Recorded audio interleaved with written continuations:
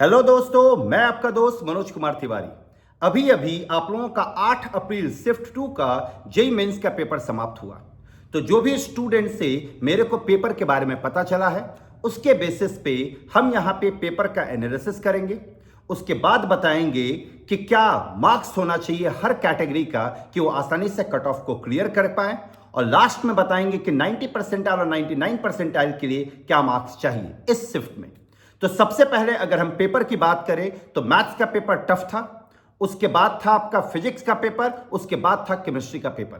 Chemistry का paper सबसे आसान आया था। केमिस्ट्री में 7 से 8 क्वेश्चन ऐसा था जो कि डायरेक्ट क्वेश्चन था, जिसको स्टूडेंट बहुत आसानी से कर सकते हैं। फिजिक्स में अगर हम बात करें तो फिजिक्स में भी 4 से 5 क्वेश्चन डायरेक्ट था, क्वेश्चन पढ़िए और आंसर कीजिए, थ्योरी पे बेस्ड था। अगर थ्योरी अच्छा होगा तो वो 4 से 5 क्वेश्चंस को बहुत आसानी से कर सकते हैं। काइनेमेटिक्स वगैरह का भी क्वेश्चन डायरेक्ट था, बेसिक कंसेप्ट पे था, जो कि जनरली मैक्सिमम स्टूडेंट को पता होता है।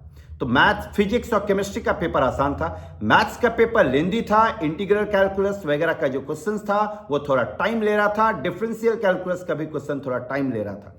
कोऑर्डिनेट ज्योमेट्री का क्वेश्चन आसान आया था, बेसिक कंसेप्ट पे आया था। जो भी कोऑर्डिनेट ज्योमेट्रिक बेसिक भी करके गए हैं वो आसानी से उसको बना लेंगे। 3D वेक्टर एज यूजुअल आसान, उसमें कोई प्रॉब्लम नहीं था। 3D वेक्टर को बहुत आसानी से स्टूडेंट कर सकते हैं अगर वो स्कूल लेवल 3D और वेक्टर भी करके गए हैं तो।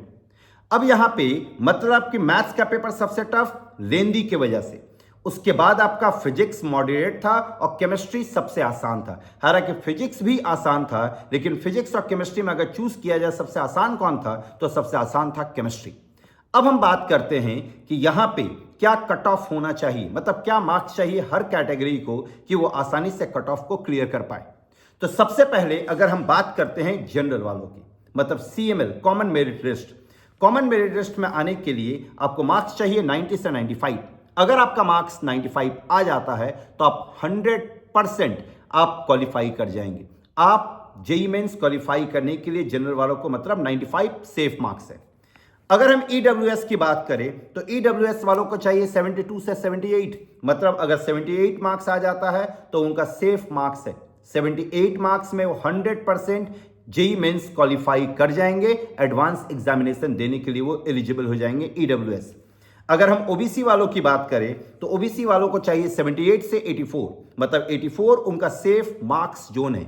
84 मार्क्स अगर वो ले आते हैं तो वो आसानी से क्वालिफाई कर जाएंगे, मतलब कट ऑफ क्लियर कर जाएंगे। अगर हम बात करें एसटी वालों की तो एसटी वालों को चाहिए 50 से 55 उनका सेफ मार्क्स है। अगर सॉरी ये एससी वालों की हम बात करें, एससी वालों को चाहिए 50 से 55 उनका सेफ मार्क्स है।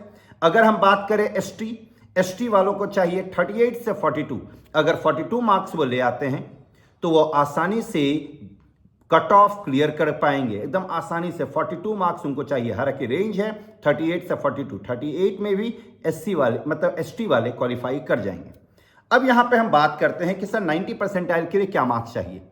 90 परसेंटाइल के लिए 91 से 96। एक चीज और आप याद रखें, दिमाग में रखें कि कट ऑफ क्लियर करने के लिए आपको 90 परसेंटाइल चाहिए ही चाहिए होगा। तो जो यहाँ पे हम कॉमन मेरिट लिस्ट में CML वालों के लिए बताए हैं वही आपका 90 परसेंटाइल का मार्क्स होता है हमेशा, ये याद रखें, 1-2 नंबर ऊपर और नीचे। तो 90 परसेंटाइल के लिए आपको 91 से 96 चाहिए, मतलब अगर आप 96 मार्क्स ले आते हैं तो आप 100% 90 परसेंटाइल में रहेंगे, 100%। लेकिन आपको 91 से ही मोस्ट प्रोबेबली चांस है कि आप 90 परसेंटाइल में इन कर जाएंगे। 99 परसेंटाइल के लिए आपको 180 से 188 मार्क्स चाहिए। अगर आप 188 मार्क्स ले आते हैं तो कंफर्म आप 99 परसेंटाइल में इन कर जाएंगे। पेपर आसान आ रहा है, याद रखें, पेपर में कोई ऐसा नहीं आ रहा है, कोई ऐसा चेंजेस नहीं आ रहा है। पेपर एकदम यूनिफॉर्म रखा गया है। जैसा पेपर आपका 4 अप्रैल को पूछा, 5 अप्रैल को आया, 6 अप्रैल को आया, वैसा ही आज के दिन भी आया। सुबह वाले शिफ्ट में भी वैसा ही आया था और अभी वाले शिफ्ट में भी वैसा ही आया है। जो भी क्वेश्चन पेपर अगर आप लोगों को मिलता है, जिनका कल पेपर है, वो लोग अगर पेपर देख सकते हैं तो थोड़ा पेपर जरूर देख रहे, क्योंकि क्वेश्चन का लेवल ऑलमोस्ट एक जैसा ही है। इस बेसिस पे आप तैयार करें।